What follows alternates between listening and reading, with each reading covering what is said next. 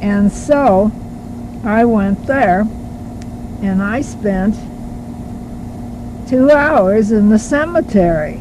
And I took a lot of pictures. It's a beautiful cemetery, with all but it's helter-skelter. There are no rows as we know them in our cemeteries in Chicago. It's some graves here, some there, bunched up, little groups over here. Some areas where they have huge statues, those things, spires that go straight up. God, there was one there for one group of family there, and they had 5 of them, one bigger than the other, each one trying to outdo the other one. And then they had little old bricks here and there, and little pieces of wood, and they had little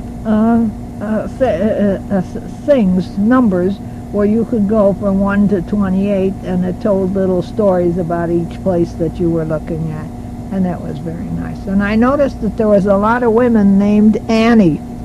Must have been popular at that time, Annie. So anyway, that's all. I have nothing else to say because it just took up the whole day there, just eating and going on the bus and going to the cemetery. And now I'm home, and it's after 5, and I'm having a glass of wine, and I'm going to get washed up and cleaned up and go upstairs and just sit and look at other people there. And I met someone with a neat dog. Max was his name. He was a black lab, and he was wet, and he was whining. He wanted to go back in the water, and he said, "No, you had enough." He says he's 11 years old. I don't want him to get tired out. So, okay, that's all. See you later. Bye-bye. Just got in. Oh, gosh, there's that noise again. Stop it. Back again. John Marsalek, the historian that wrote the book on assault of West Point, he wrote 10 books, and he was upstairs, and anyone that wanted to order the book, they could have it. He would send it to them and write in it to so and so and so and so. I didn't get it because I'm not much of a reader. Anyway, on the way,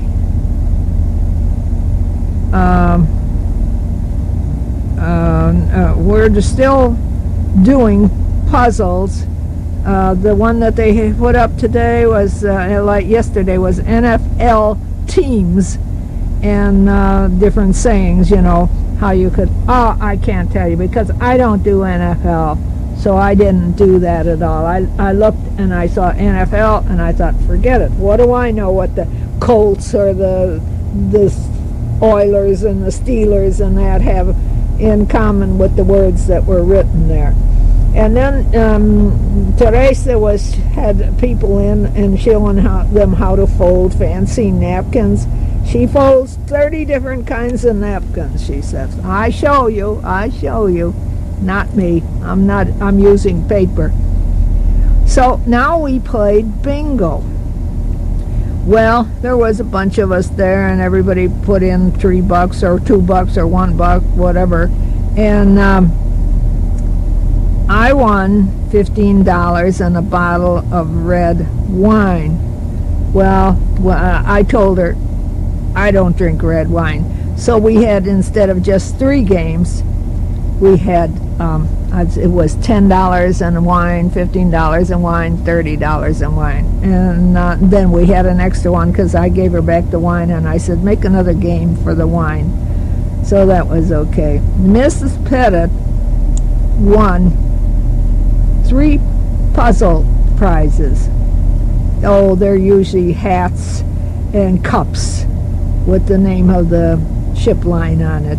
But she won 3, and then she won the 3rd place, which on bingo, which was wine and $10. And then her husband thought he had the next bingo, and we're all screaming, get out the gangplank. She's going to walk the gangplank.